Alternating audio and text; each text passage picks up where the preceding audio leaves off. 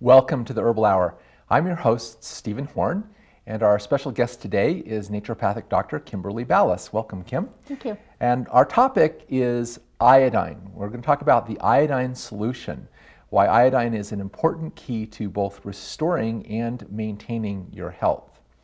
Now, iodine is a very important nutrient, and it's one of the most difficult nutrients for us to obtain in our diet.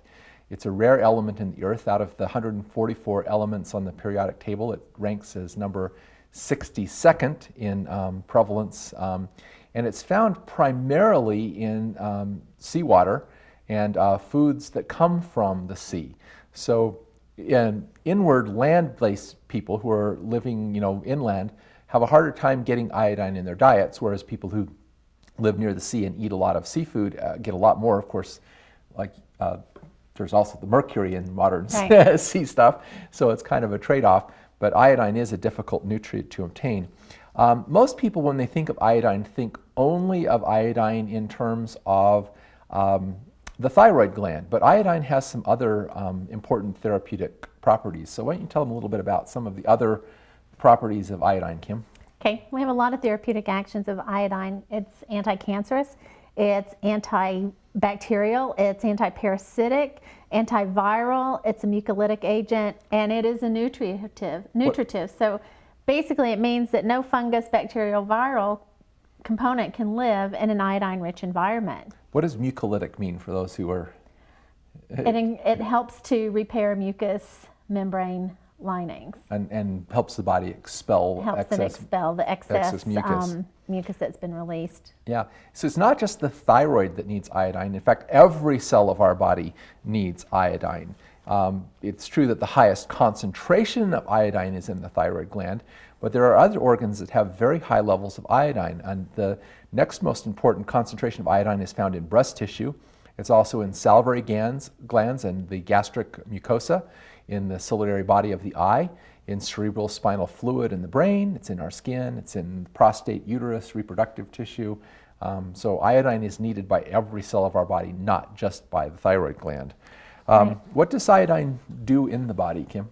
Well, there are a lot of different functions of iodine. First of all, it acts as an emulsifier of your fatty acids, oils, waxes. Iodine loosens the fatty substance from its adherent surface, and it accomplishes this by activating lecithin within the body.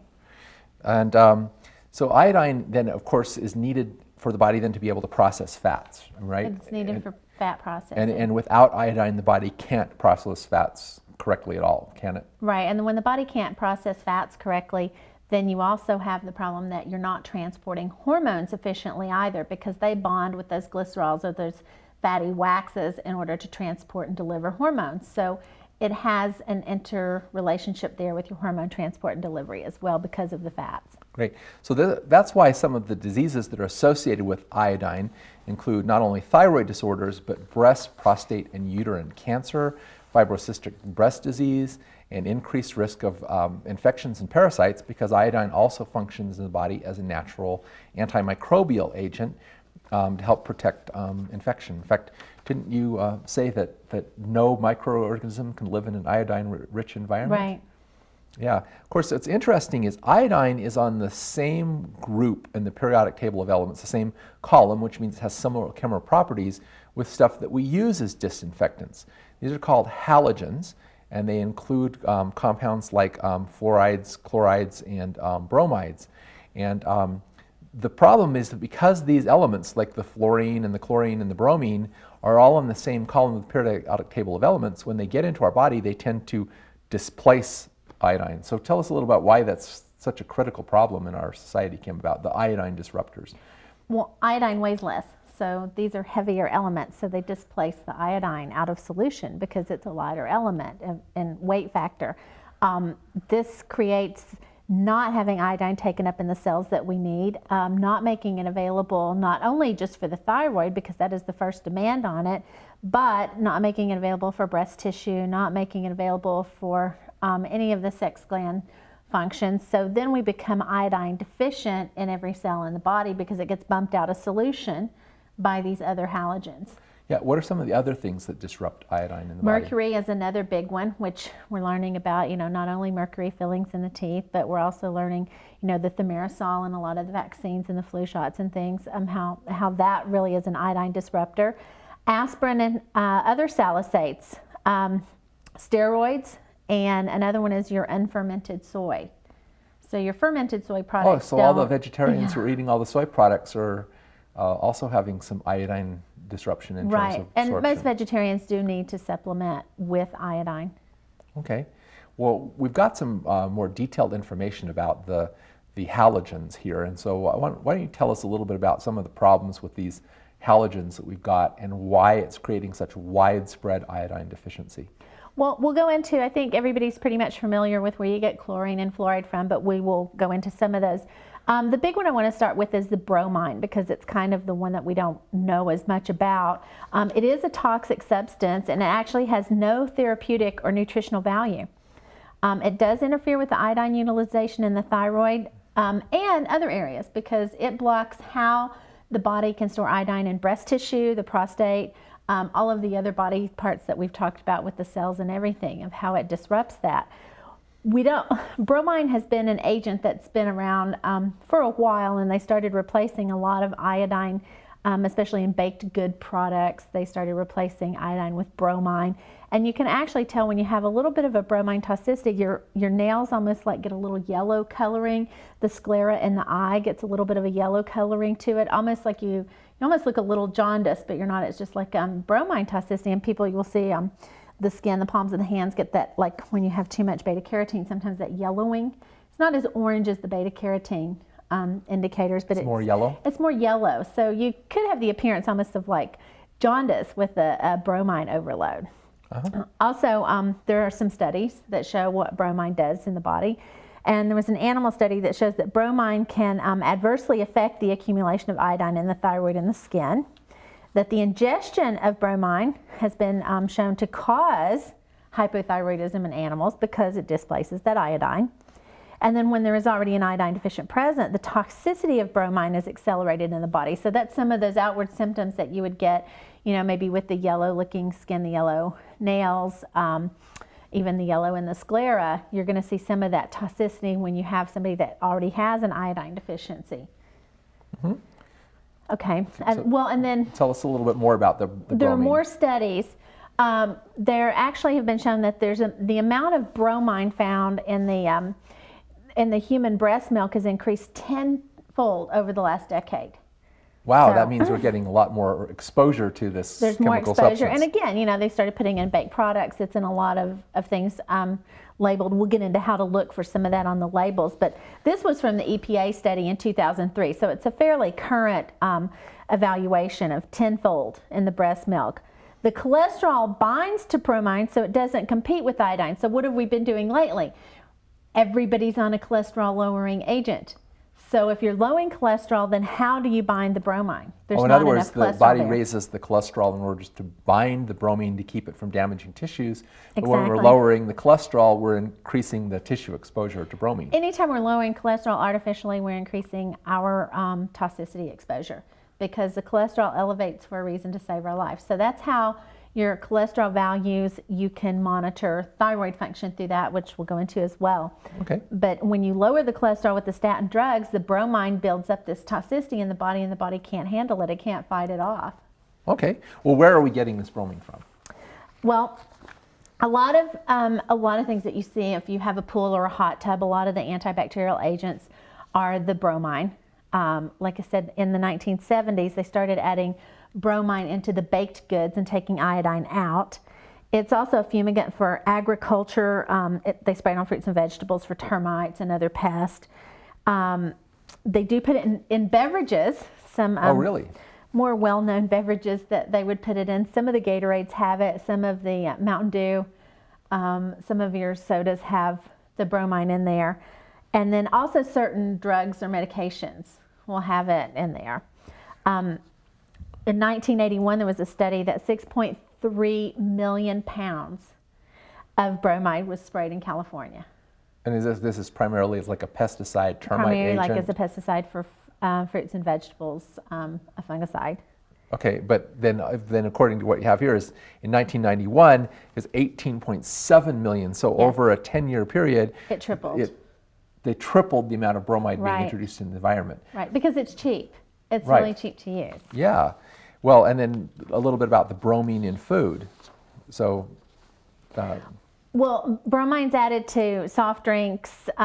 Usually it'll be labeled as BVO.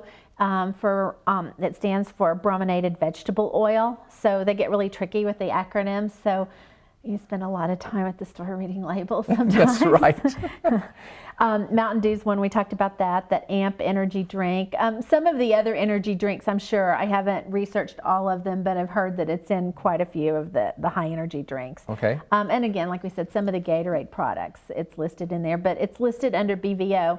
And then actually just reading some of the labels the other day, I'm looking at some of the like potato chips and the corn chip bags, and it has BVO in there. Oh, really? So Wow. they're starting to put it in more. And then also in bread, we talked about it being, in the baked goods. And that was really like the late 70s, early 80s. They had been putting iodine in there as a conditioning agent. So they started removing the iodine because we already talked about, it's not a real abundant element. So bromine is. So they started using a more abundant element, which of course added to profitability. Well, what I remember reading was that they were using the iodine as a dough conditioner because it makes the dough more elastic and so forth. And then there were a couple of iodine-containing drugs that had some toxicity, and because of that, they got scared about that iodine was toxic. So they started using this non-nutritive, toxic chemical, carcinogenic chemical, bromide in flour instead of iodine in flour, which makes no sense at all. And then if you consider that they did this 20 years ago, look at what has happened to obesity in the last 20 years. Because at the time before they were doing this, you'd eat a slice of bread and you got your RDA of iodine from one slice of bread. Now you're getting that amount of bromides, which is kicking iodine out of your body, which is basically lowering thyroid function, lowering fat metabolism, and making everybody, maybe that's part of the reason why carbs aren't so good for us anymore. If there are no studies done on the bromine, it must be okay. But I mean, and we have to look at the RDA. I mean, what does that stand for? For me, it's like really dumb amounts, because it's like they're recommending 150 micrograms of iodine. I mean, you have more than that in a sneeze. I mean, it's like you're not going to get what you need. Well, basically, isn't it true that the RDAs are basically based on what is necessary to prevent diseases, like deficiency diseases? So if you have that much, you're like vitamin C, you're not going to get scurvy. But they're not based on what is going to create optimal function in the human body. They're based on the bottom line range of what can we get by with. But we're at the point that it's not just this one line equation anymore of what does it take to get by with to prevent this, because we have so many influences coming in from our chemical world, like the fluorides and the chlorines that we're exposed to every day, that you have to compensate for. So it's kind of become a real arbitrary number that they just throw out. In other words, because we have these toxins we're exposed to, the fact is that we need more of some of these nutrients in order to deal with the toxins. So yeah, we have to have compensatory factors built in because of the environment we live in, and none of us live in a glass bubble. And some of us, especially like you and I, when we're traveling, you have to make do with what you have sometimes when you're in an airport and you're stuck there for 12 hours. Yeah, airports are not notoriously good for healthy food. So it's like you do have to have compensatory factors, and that's why it's just mandatory, I think, that everybody, in order to achieve any type of health plan, has to do supplementation. We can, work with our diet and do as much from food as possible, which is the optimal way to do it because that's the way nature intended. But with all of the outside factors in our environmental world, we have to add supplementation. Right. Well, you've got here some information about bromine in medicine. So why don't you tell us a little bit about some of the drugs that contain bromine? There are a lot of inhalers, like the Atrovent, the inhalers, the nasal sprays, a lot of the propanthenes, some of the bromide-containing things that you use. There's one that's used as an antidote for nerve gas, and that was actually used in the Gulf War syndrome. The soldiers received this as a nerve gas antidote, and the number of autoimmune disorders in this group of people that received this bromine agent actually increased the number of autoimmune disorders. So is that suggesting reported. that a lot of autoimmune disorders may involve iodine deficiency?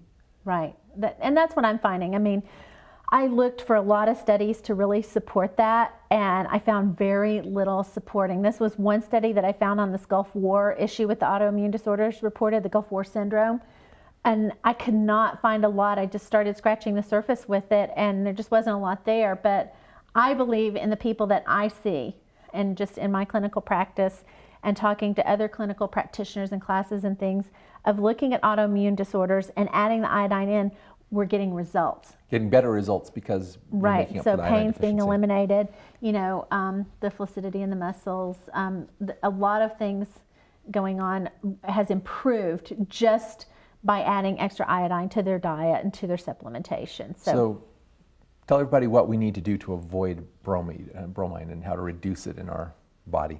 Run! Stop ingesting it. Okay. Okay, that would be number one. Okay. So in other words, we want to avoid the drinks The that have soft it. drinks and the medicines, with all the medicines, they're just going to suppress the symptoms anyway. So go to the root cause and figure out why they're there. Switch to more organic foods so that you don't have it, fumigated with a lot of the bromine substances. And then supplement with an iodine compound Because or an does iodine formula. does iodine help to protect your body against the... Well, it's kind of interesting because when you look at, like in Native American, like in the Southwest region, when they were doing a lot of the nuclear testing, and some of the Indians would go out and kind of watch this because, oh, wow, it's like this really cool cloud, that's going up. And some of them were really exposed to a lot of that nuclear radiation.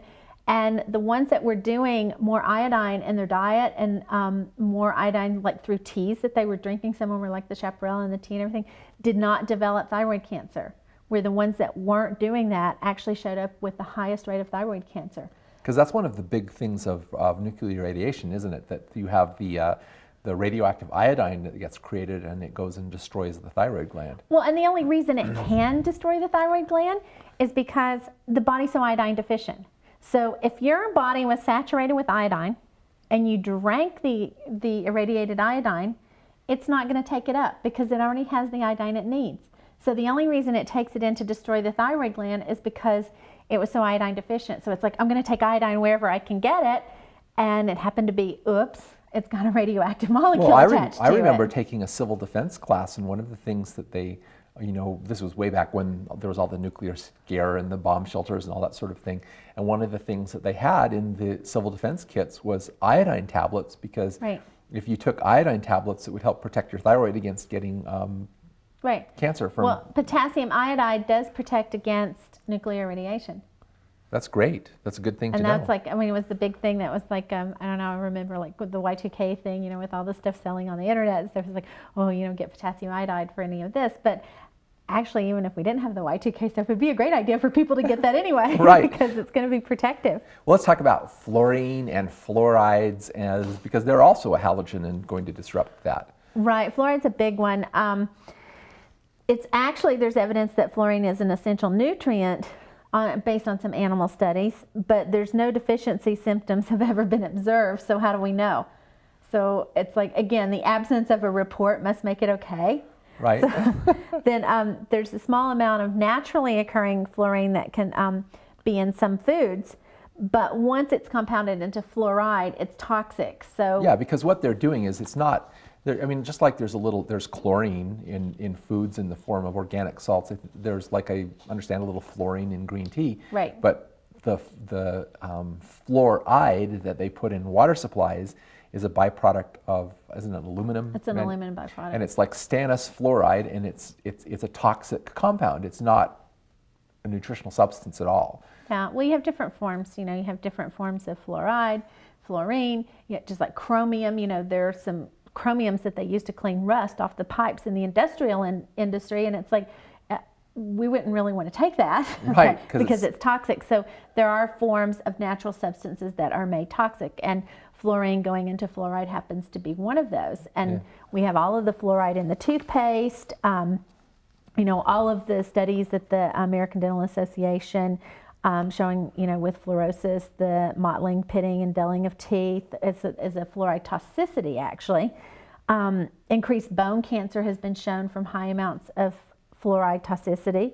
There's also an increased risk of hip fractures. And it also lowers intelligence and increases depression with excess fluoride. So those are just a few of the toxicity issues. And not a lot of those are being reported because they're not being linked together. Well, I've heard that Hitler was the first one to fluoridate water supplies because he found that it kind of made people so they were more easily controlled and less aggressive. Yeah. And another thing that I think is very interesting is there's some research I've run into that fluoride depresses testosterone production in males, so that fluoridation of water supplies tends to make men a little more effeminate, get a little bit of breast, tissue developing in men and so forth. So, of course, that doesn't sound very good. At least not. Well, it can elevate estrogen levels, and we know that breast cancer can occur with some of the higher estrogen levels. Some of your ovarian cancers, and the fluoride can elevate estrogen. Yeah, so, there's another slide here with some of the other toxic effects of fluoride. Right. It inhibits the thyroid gland's ability to concentrate iodine. So what does that mean? It means that it's blocking the thyroid from taking in the iodine that it needs. And yet the body has to go work on binding the fluoride to keep it from becoming life-threatening to get it out of the system. So it drops what it's doing with the iodine to go work on the fluoride. It's a goitrogenic agent, which means it increases the goiter or the swollen nodule that shows up on the thyroid. And it actually becomes more toxic when there's not enough iodine present in the body. But it's never, in any of the studies that have been done, ever been shown to prevent dental cavities. So I find it really interesting, like historically, that the person that introduced fluoride into a lot of the water supplies was on a commission or a panel for water purification conservation in one of these East Tennessee towns, and then he was also on the board for Alcoa Aluminum Company, and they were trying to find something to do with residual runoff, and they kind of found that fluoride made these ceramic containers they were using somehow in the aluminum industry, like the denser, like they were calcifying them more. So they thought, oh well, this, we'll pull a dentist on board, which they did, and they had originally approached William Donald Kelly, is my understanding from Dr. Kelly, and he totally went against them he didn't believe in the fluoride, and they got the head of the American Dental Association on board, and that's kind of how we've wound up over the years with fluoride. And if you see people, in heavy fluoridated areas, you see their teeth are actually yellow. They discolor from the fluoridation. Yeah, it's really sad because some of this stuff is put out as fact, and you really get into studying it, and it's very questionable, the science behind this. And you have to wonder sometimes when you look at science, who is funding the study? Right. And you what have is to look at what who's is funding the what is study the and motive what they're behind what is the motive behind this study? Because it well, you just have to prove, in most studies you just have to prove a theory, like, okay, here is my theory that fluoride can harden enamel. Okay, it doesn't say what kind of enamel, it doesn't say tooth enamel, it doesn't say all of the other offsets. So anything that you find other than what you're supporting that one theory is not necessary, it's irrelevant. You just have to prove or disprove the theory, and then who's funding that? Right.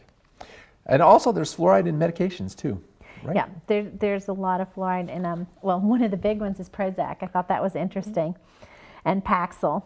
So that tells you a little bit about why there's an increased risk of breast cancer with these serotonin reuptake inhibitors.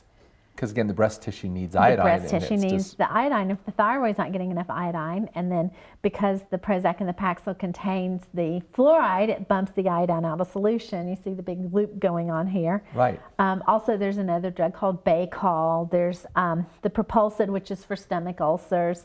Posicor, which is an antiarrhythmic medicine. The Astamazole is an anti-allergy. The Flonase is pretty popular on the commercials lately for allergies. Flovent for asthma. And then the one that got taken off the market was the Fen-Phen. Now that's really interesting because, you'd think that with weight loss you'd want to increase iodine Right. intake rather than displace iodine with fluoride. Well, that's just a theory. Yes. Oh, well. Okay, so how do we avoid fluorides? Okay, get rid of your toothpaste that has fluoride in it. Okay.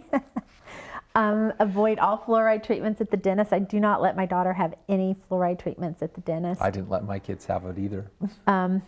It's amazing. She really doesn't have cavities either. How funny is that? Okay. Avoid fluoridated drugs. Don't drink fluoridated water. So do your RO water, your pure water, and then supplement with iodine because you're going to have to bump the fluoride out of solution with iodine. So again, iodine is detoxifying. It helps to get rid of the fluoride. Well, and then we got chlorine, and it's really interesting that now chlorine is a nutrient. Right? the body needs.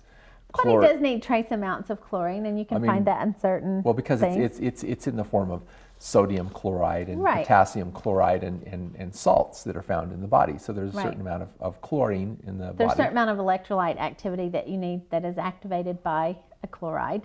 Right, but chlorine in large quantities is very toxic, and so that's free chlorine. That's different than Chloride. than a chloride bound in a sodium or potassium salt. We're talking about free chlorine. Right. So the chlorines, basically too, they use the chlorine gas, in World War I as a chemical agent. it's called mustard gas. Exactly. So chlorine takes on different forms just like fluoride does and chromium does, all of the others.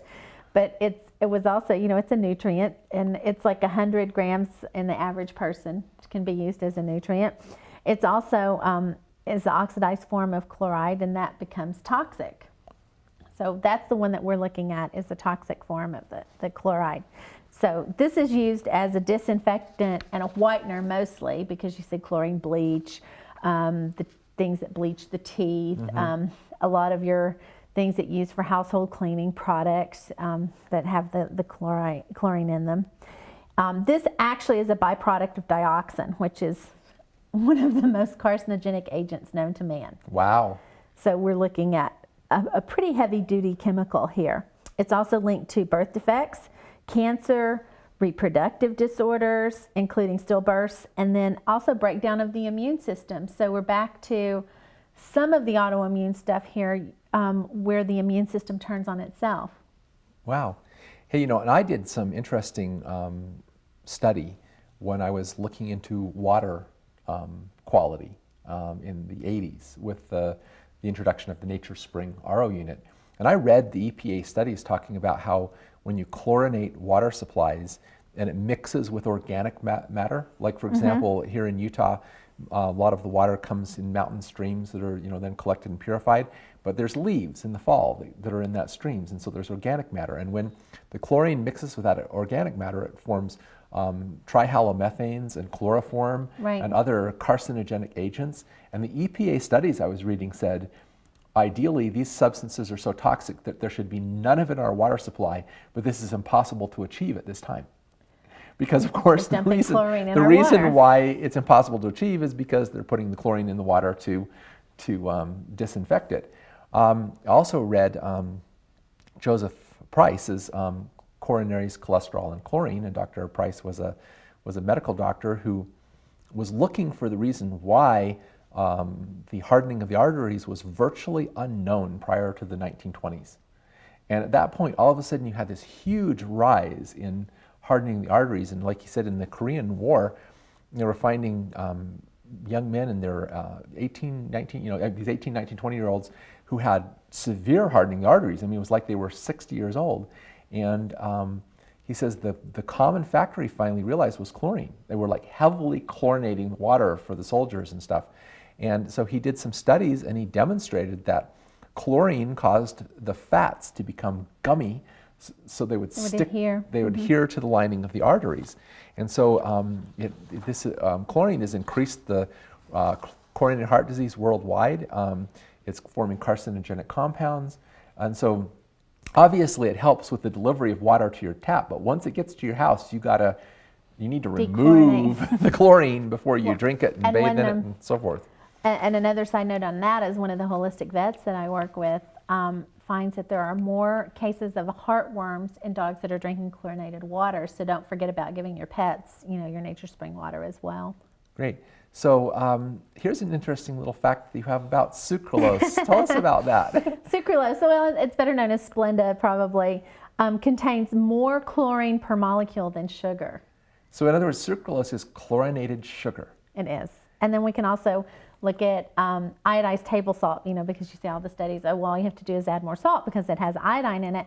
Well, the salt's really white, and they get it that way by bleaching it with chlorine. So you also have chlorine in the salt that bumps the iodine out of solution. So you don't really get the iodine you need from your iodized table salt. Well, you and I have both talked to people a lot about the problems with aspartame.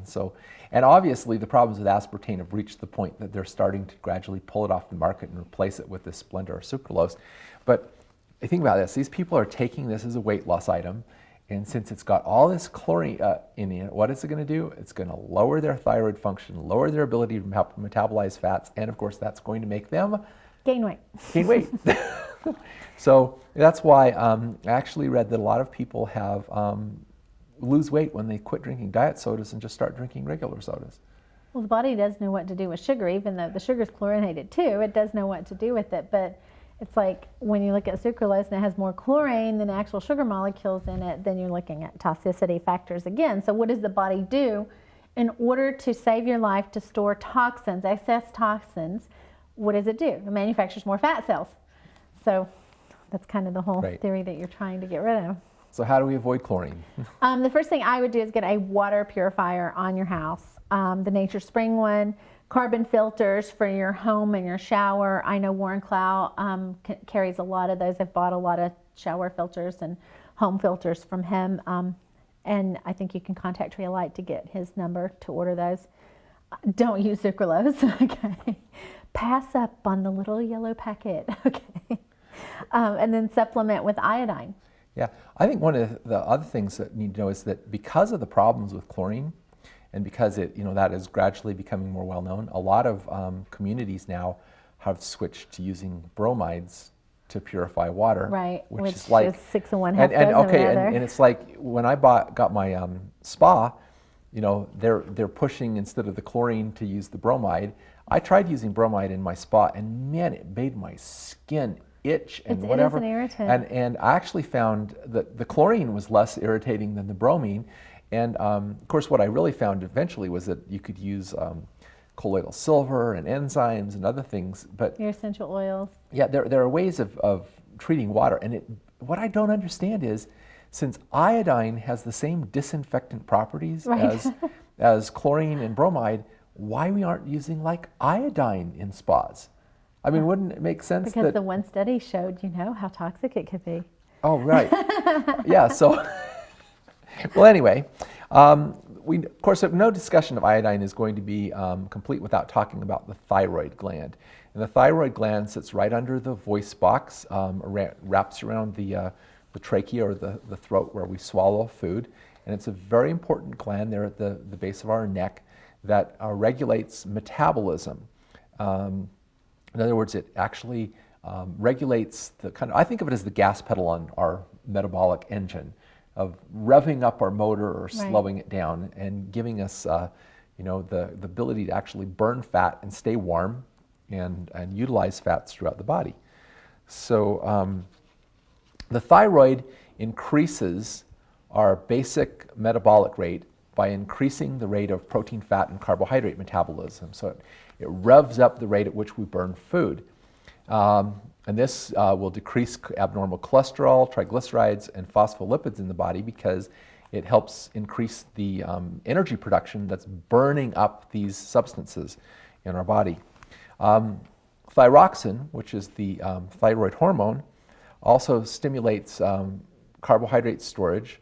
And at the same time, the thyroid also increases the intracellular enzyme activity via vitamin metabolism into producing enzymes and coenzymes.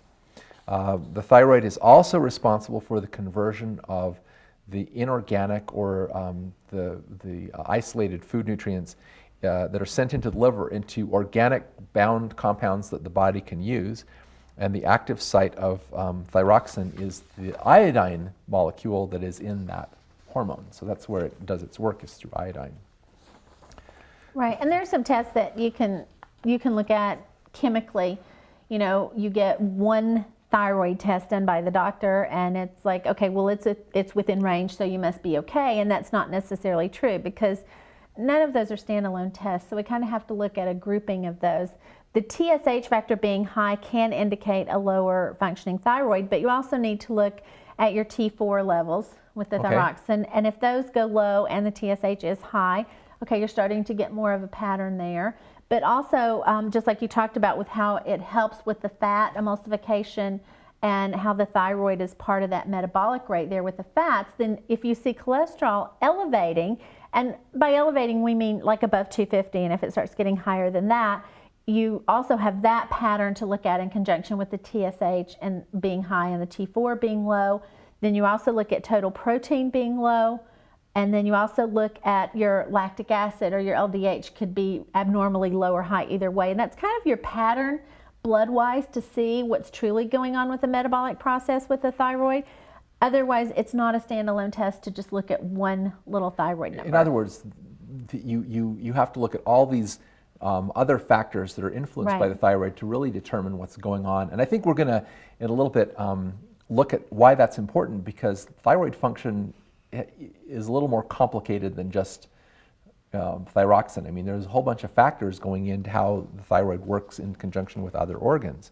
Right, because it affects every cell in the body, so you have to look at how every cell is controlled by other factors. So you're not going to be able to gain like optimal health or feel good until you get the thyroid kind of balanced out and get it functioning right. And you have to look at those other factors in order to get it functioning. Yeah, and low thyroid is actually probably a very undiagnosed condition. I mean, there's a lot of diagnosed thyroid problems, but there's probably a lot of the people who have some kind of moderate thyroid dysfunction that it's not being diagnosed because of they're not looking at the whole picture to see what's going on.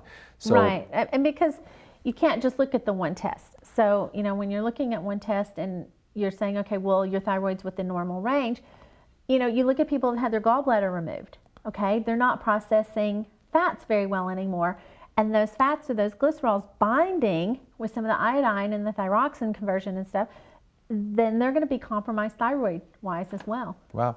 And 40% of the population may have undiagnosed hypothyroidism or low thyroid.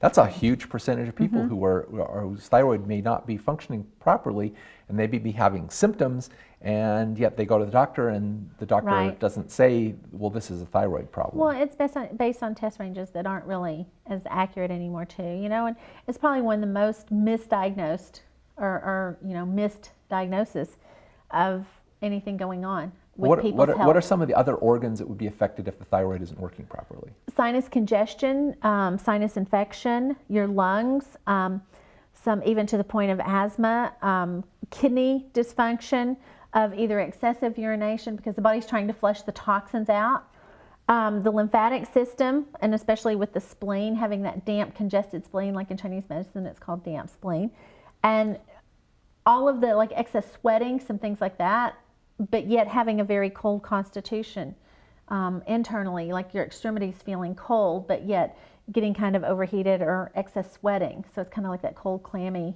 condition. Okay. And what are some of the diseases that could be associated with low thyroid and iodine deficiency?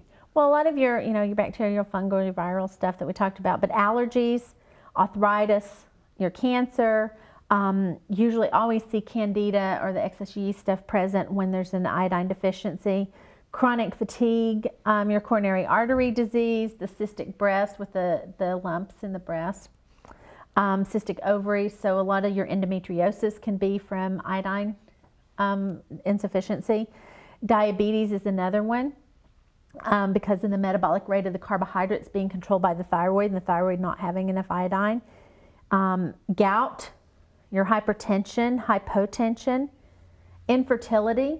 One of the studies that I just read recently shows that one of the main reasons for ADD or ADHD occurs in vitro within the womb with the mother having an iodine deficiency.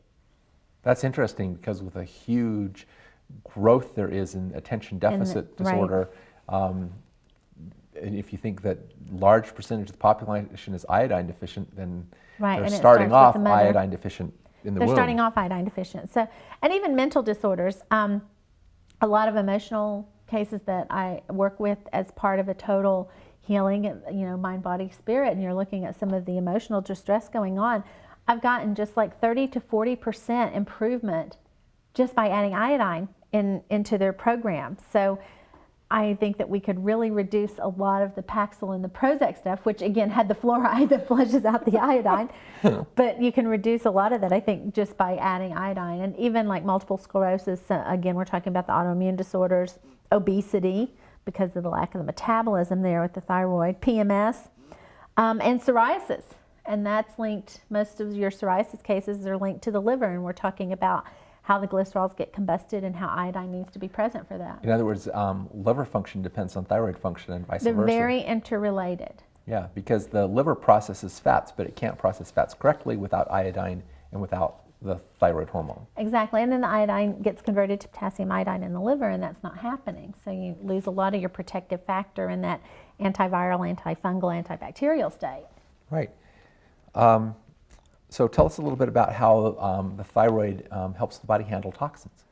Okay, well, first of all, the toxins get encapsulated, and then the poisons that are collected through the intracellular fluid. So through the interstitial tissue in the body, it collects and holds on to this like a little filter, like a little membrane filter like on your water system. And those poisons then are stored in the fat membrane of the lymphatic tissue until the iodine comes and flushes them out. Well, what if the iodine never shows up? Then what are you doing? Again, we're storing all of these toxins. So we're looking like at edema, we're looking at lymphatic congestion, you know, we're looking at a lot of toxic issues where you see people just getting, you know, really swollen and puffy. And that's just, they're holding on to a lot of toxins.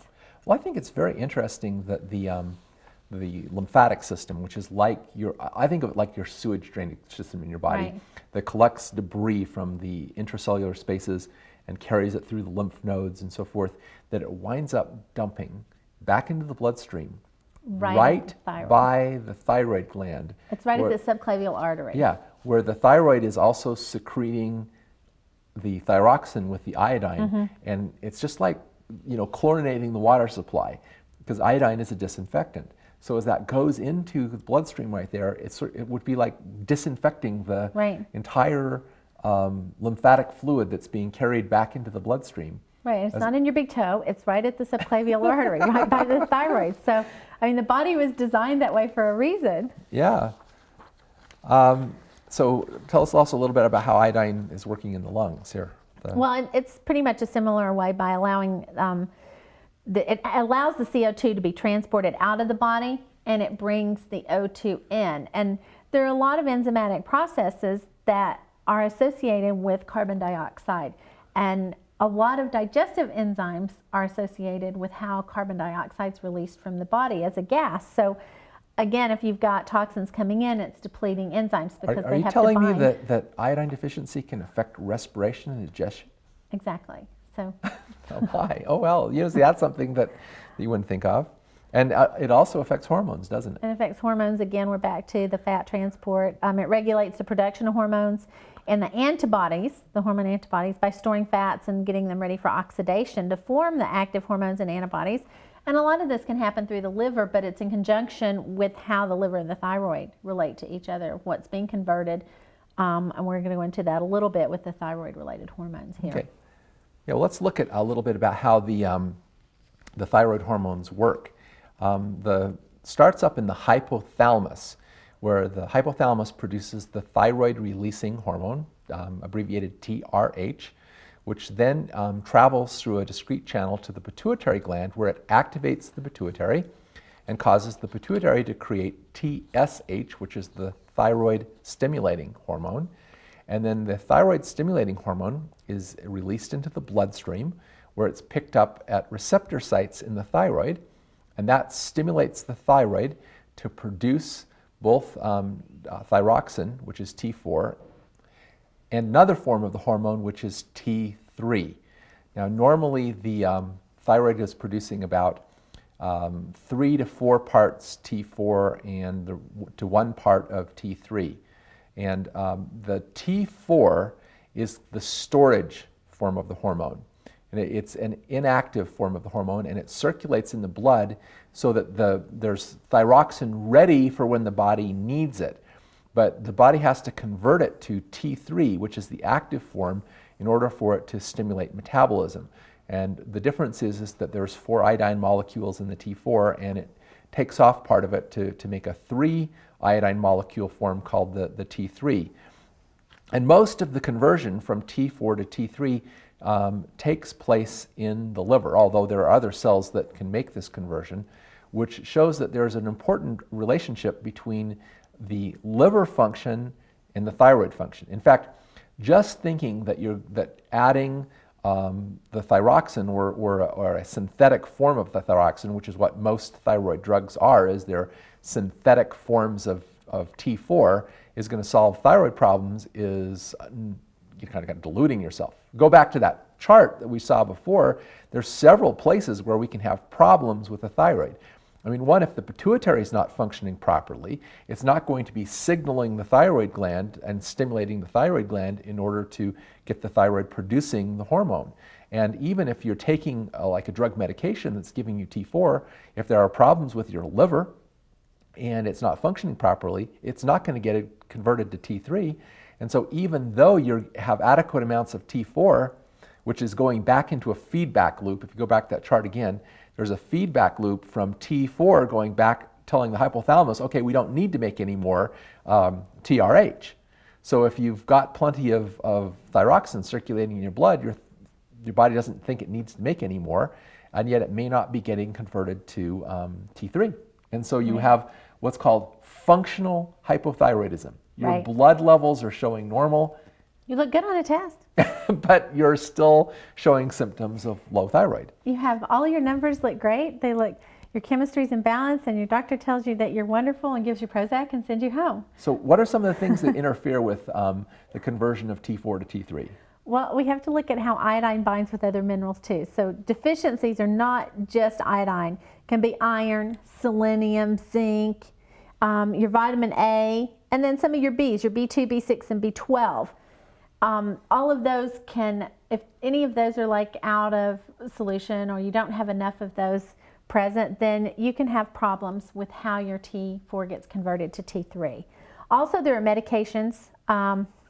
Those could be the beta blockers. Birth control pills are a big one that prevent conversion, so that's why a lot of people gain weight on the birth control pills. Estrogen, your iodinated contrast agents, lithium, phenotone, and theophylline. Okay. So those are some other just drug categories that can affect how your conversion rates occur. But again, like you said, with your synthroids and your Levoxyls and those, they're basically just your T4 agents, and they still do not help add iodine into the body. Right. What about the other factors? There's some other factors here that we've got. Well, we've talked about some of the other factors already. We've talked about the fluoride. Lead and mercury can bump iodine out. That also will not allow the T4 to convert to T3. Stress.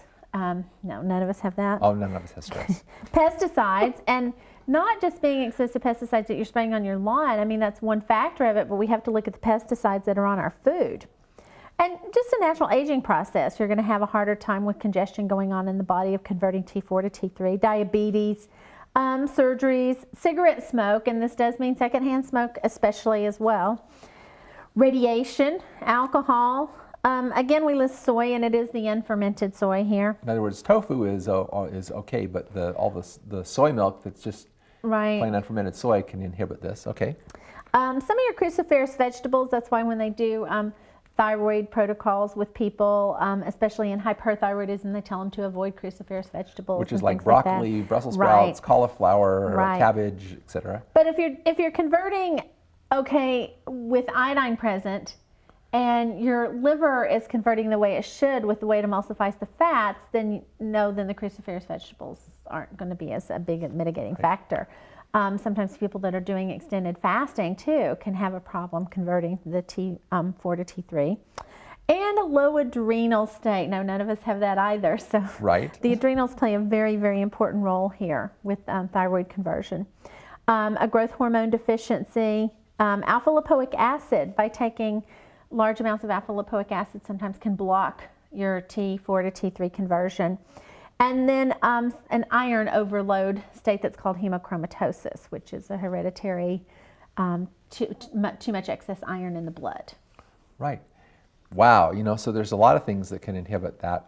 Also, I might mention that when we're grieving, like, we've had a loss of a loved one or whatever, the thyroid produces a lot of what's called reverse T3, which is a mirror image of T3 that is inactive. Right. And what that does is it causes us, when we're in a grieving state, to kind of go into a more sedentary thing. And I think it's a protective mechanism, so we take time to grieve, and that's a natural process. So if someone is testing a little low on their thyroid because they've just lost a loved one or something like that, that's normal. And, and as you go through the grieving process, that will reverse itself naturally without you having to take a bunch of drug medications to do it. There are quite a few disorders related to low thyroid. Atherosclerosis, arthritis, cancer, chronic fatigue, cold extremities, constipation, fatigue, fibromyalgia, headaches, high cholesterol, menstrual disorders, infertility, PMS, also ovarian cysts, poor memory, recurrent infections, and a lot of skin disorders can all have a low thyroid as part of the component. Again, in holistic healing, we're never looking at a particular disease in isolation, right? We're looking at the root cause, the big picture, and trying to figure out where is the body going wrong? Where is it in metabolic error? And all of those could involve low thyroid and iodine deficiency as part of the metabolic error. Right. Well, when you go to the root cause, you're not just suppressing a symptom. So when you're doing a drug, you're just pushing the symptom back down so that it doesn't have expression. So if we go to the root cause and work on what's causing it, then you don't get the manifestation of the expression. Okay. So I understand there's a relationship even between low thyroid and cancer. There is with the iodine deficiency as well. There's some studies done on it. One of them was 38 patients with recurrent breast cancer, which means they had it, kind of went into a rest with it, and then it came back. And they had lower T3 levels in the ones that had more of a progressive breast cancer. The TSH was higher with the progressive disease patients. The tumors of patients with increased TSH levels were resistant to a lot of the subsequent therapies. So that conversion, that metabolic process going on in the thyroid actually set the environment or the terrain for the cancer to be able to stay there. Wow. So in this one study you have, it's concluded that thyroid and pituitary function are predictive indicators of therapeutic response and the prognosis of patients with recurrent breast cancer. And that's from a medical journal. That's from Journal of Endocrinology. And that was all the way back in 1998. So, I mean, we had a good clue of what was going on then. So you can see how, like, with iodine sufficiency maintained and T4 to T3 conversion, with liver function, pituitary function, and thyroid function working together, you can see where you can totally alleviate your risk for cancers. Yeah. And backing up the work of Dr. Joseph Price with his coronaries, cholesterol, and chlorine, here's another medical study on hypothyroidism and atherosclerosis with 2,550 subjects. Subclinical hypothyroidism was associated with a 260% increase in the prevalence of heart disease. And that's from the Journal of Clinical Endocrinology. Well, now, Kim, I understand that you don't think that the lab ranges that they're using for thyroid testing in the blood tests are quite right. Is that right? Well, and it's not what I think, too. I mean, there's some evidence of showing how those numbers need to be altered a little bit in some of their own medical journals. So just looking at some of those and seeing what needs to be there, and then looking at also a lot of those test numbers were based, like, on the average person that was checking into a hospital, so they weren't. Oh, in other words, the average sick person. We based our lab ranges on the average sick person. So some of them are a little skewed. So in looking at just taking it and making it a narrower range, you can get a better idea for optimal health achievement. And that way you're not looking at, well, we're waiting till it goes to disease state before we decide to do anything about it. We can look at it a little bit more preventative if we see how far away from perfect it goes. So some of the TSH ranges, to adjust those to 0.5 to 3.5 is just making it a more narrow margin.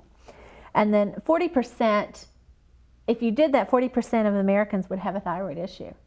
And which is probably accurate when we look at some of the statistical figures, because we look at some other information from David Brownstein, and he's saying that 90% of people are iodine deficient. Now he determines that from an iodine loading test, right? He determines that from a urine test with iodine loading.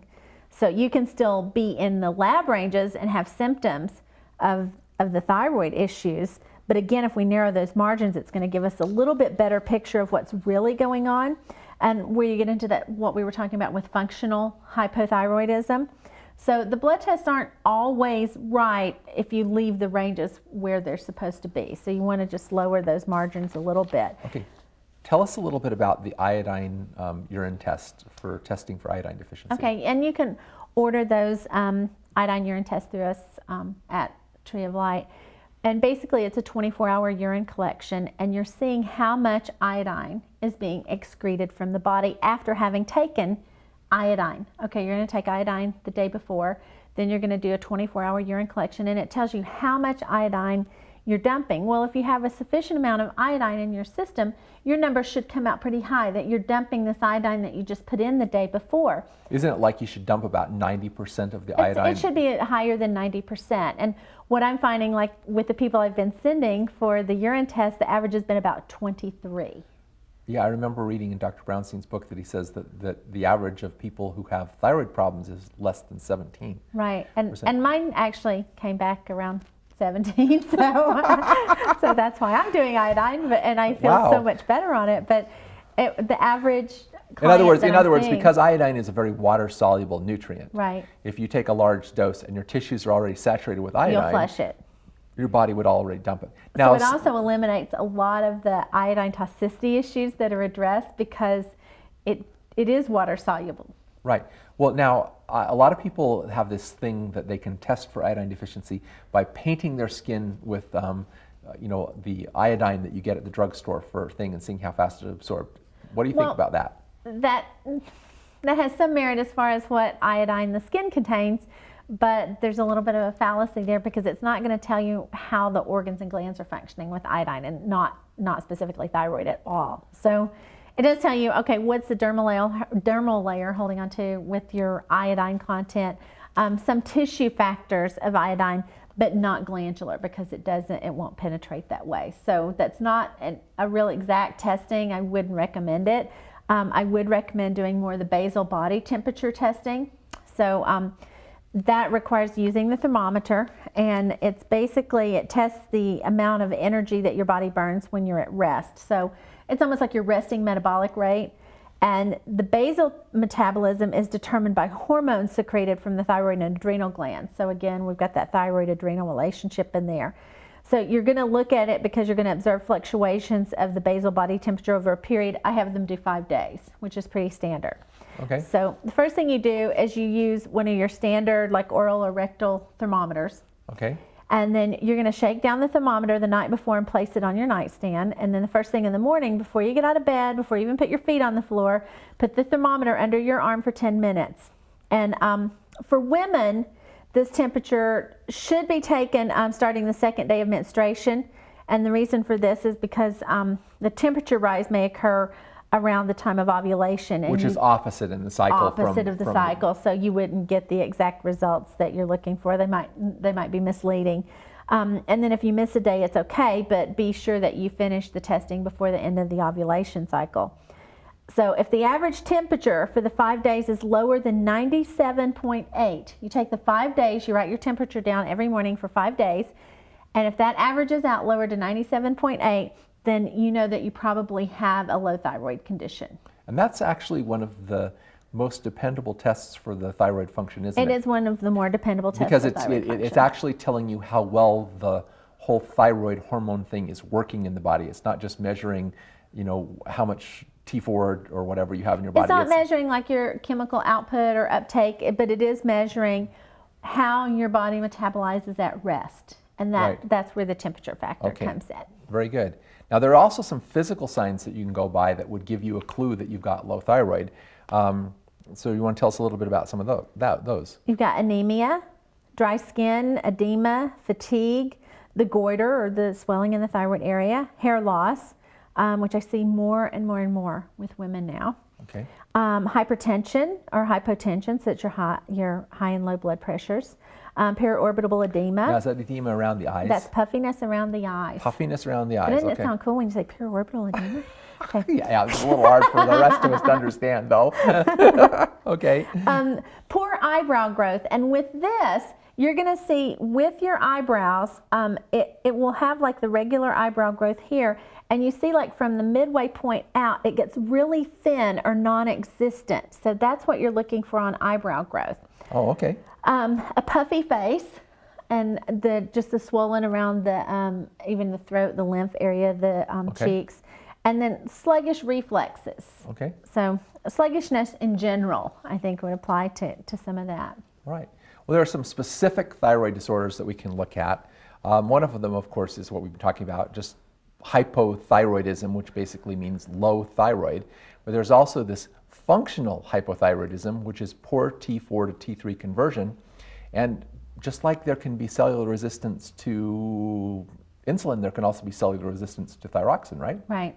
Yeah, which could be due to, again, poor nutrient values and certain things that are needed to some intestinal issues of assimilation, congestion in the liver, how the adrenals are functioning. All of those contribute to functional hypothyroidism. Yeah. Now, you also have hyperthyroidism, which is Graves' disease. Now, what's interesting is with Graves' disease, they treat that with radioactive iodine to kill the thyroid.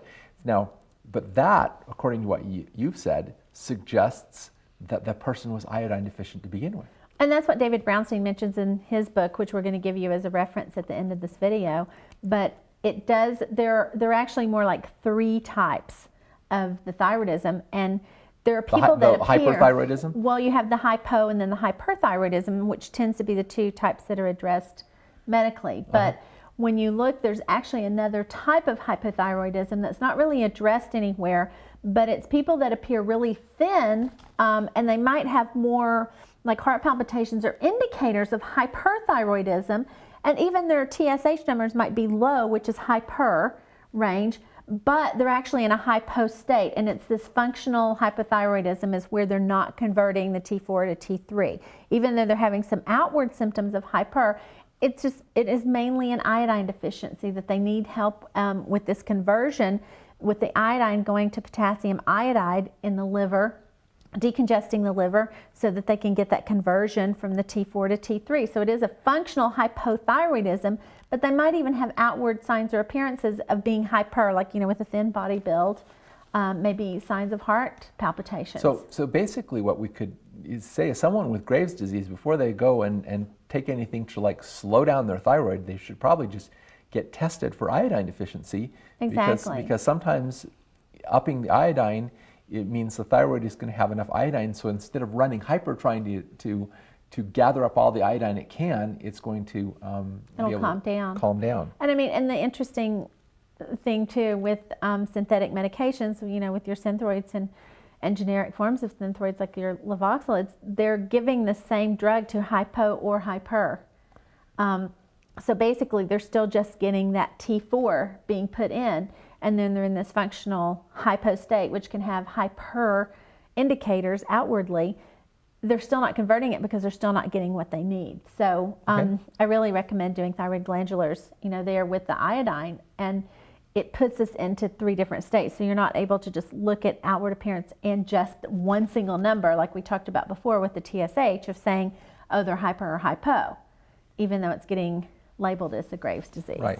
And there's also Hashimoto's, which is an autoimmune thyroid disorder where you're getting an immune response that's lowering the thyroid gland. And it's the thyroid antibodies actually attacking the thyroid tissue itself. So it's the thyroid turning on itself. So the immune Okay. system's attacking the thyroid tissue. Right. And then you have here fibromyalgia and chronic fatigue syndrome. Is that actually related to the thyroid? Those are actually related to thyroid, and there are several studies. I think in David Brownstein's book that he has to back those up as well. But with the fatigue, like most of the people that have put thyroid on, they're finding they have more energy. So it helps with a lot of the chronic fatigue symptoms, and fibromyalgia with some of the pain reference points too. Okay. And the iodine's helping. Right. So what we're saying is there's actually several therapies that we can invoke naturally to help overcome thyroid disorders. And one of them is, diet and supplementation, upping your iodine intake, which a lot of people obviously need to do. With some people who have the thyroid gland that's been partially destroyed or damaged, there's the natural hormones. Now, why would someone want the natural hormones versus the synthetic drug hormones that they're using? Well, they're much easier to convert, so you're going to take a lot of stress off the liver and the body. And then also because with the natural thyroid hormones, you get the T3, T4, and some iodine instead of just a T4. Yeah, and what is the natural thyroid hormone? The natural thyroid hormones, like using the products with your thyroid support and your thyroid glandulars. Yeah, so it's actually thyroid glands. Yeah, a lot of doctors will prescribe Armour thyroid, which you still have to go through a doctor to get a prescription for that. But a lot of doctors, when you ask them for Armour, are going to bug you and not want to give it to you. Why is that? Well, it's not FDA approved. Oh, I see. Okay. Well, another thing though that's real important here is detoxification, because obviously, particularly with an autoimmune disorder or with the functional hypothyroidism, a lot of cases this is toxicity and affecting liver function and just general nutritive deficiency. So, detoxifying the body and helping the liver and so forth can be helpful for thyroid disorders, can't it? Well, that's going to help because you're going to decongest the liver, so then you're going to get a conversion factor going on there that the body can actually handle its own conversion from T4 to T3. Right. And then, of course, people can use natural sea salt and sea vegetables, which is part of the iodine supplementation. So let's look at some of the herbs that are rich in iodine, and most of these are actually seaweeds, except for the first one, which is black walnut, which is one of the few land plants that actually is rich in iodine, isn't it? Right, it is. And it's been used for viral infections and parasites and a lot of different things, which suggests that the iodine content in it may be contributing to its therapeutic I think it's properties. probably best known for its anti-parasitical activity, but then we have already looked at in one of the first slides that we showed you, says that parasites don't exist in an iodine-rich environment. Now, didn't you do a little study where you found out that black walnut worked with fibromyalgia? We did do a study, and the black walnut actually helped. We didn't know why at the time. It's just one of those things you throw out there, and I was actually going to use it as a placebo in this study, and it really didn't turn out that way because they In other actually words, it wound up worked getting better than the results. drug? It worked better than the actual drug experiment that they were doing. So Yeah, which is why, what's his name? James Duke says that Congress should mandate that when they do drug testing, they should test the drug, a placebo, and a natural remedy that's been used for the same condition all together and see which one works best. yeah, well, that's kind of what our study was working on, and the Right. black walnut worked really well. So. Yeah. Well, but you also have seaweeds like kelp, dulse, Irish moss, bladderwrack, and of course there's nori and a whole bunch of other seaweeds that are out there in the marketplace that people can get as like vegetables. Right. We also have some formulas that contain these. You have the TS2 with hops, the thyroid activator, and the thyroid support, which is a thyroid glandular. The thyroid support. And the nice thing about the thyroid support is not only does it have thyroid glandular in it, but it also has the hypothalamic tissue in it as well. So you get that TRH So it helps with that whole cascade. That whole cascade. That whole cascade. Do you have a differentiation between like when you prefer TS2 or thyroid activator with people, or? I do use more thyroid activator when there's goiter showing. It just seems to help reduce a lot of that edema and inflammation from the goiterism going on. So I don't know if it is because it helps to detox a little bit faster. A lot of times I'll add the lymph gland cleanse with it when they have the goiterism, and that helps to detox and take the lymphatic system down too, in addition to adding the iodine supplementation. I also think that the TS2 with hops is a little better for the person who's like thinner with the low thyroid. Right. because they tend to have a more nervous constitution. And that calms them a little bit, yeah. Yeah. The thyroid activator, I tend to use thyroid support. That's always my number one choice now Right. that we have that. And it is more potent, and I just start out that way with most everybody I see. Now, one of the problems that sometimes people have with these is they're not like taking enough. Like Right. if a person really wants to take like kelp or liquid salts and they really want to get a good dose of iodine, about how much are they looking at taking? Well, it would be nice if we could just do a conversion of milligram to milligram, but with natural supplements, because of the uptake and the bioavailability of them, you just don't match milligram to milligram. So usually I'm doing like 12.5 milligrams to start out to begin That's an 12 iodine therapy milligrams of iodine. of iodine. And if you converted that, typically it would be about 25 capsules of kelp, because if you look at a 400 milligram capsule of kelp has about 757 micrograms of iodine in it. Right. But you can't do like a pure conversion totally from how much the kelp has in it to what you're trying to achieve milligram-wise because of the other agents in the kelp and the natural supplements. But still, I'm putting people on about 20 capsules of kelp a day just to start doing iodine saturation. I know one of the professional herbalists in the American Herbalist Guild who specializes in seaweeds. He puts people with thyroid disorders on 3 to 5 grams of seaweeds per day, which means that you're eating these actually in food quantities. So, Right. so people would do better if they actually like took kelp and sprinkled it on their food, or they bought nori or these things and put them in soups and actually added this to food so they were getting a Right. larger quantity of it. And you can open up the kelp capsules very easily Right. and add them. I've even had people add it to their green drinks in the morning or into their protein shakes, to just go ahead and open it up and put it in there. Because if you're doing 20 capsules a day, it's kind of hard to swallow some of those. So, but if you took 5 and just open them up in your green drink and added to that, or you just open them up in juice and drink it, then it makes it a little bit more tolerable to do that. Right, and there also is the liquid salts, which they can Okay. actually take like a half a teaspoon or a teaspoon of that at a time, even though it says like 30 drops. I've taken like a I use tablespoons on that one.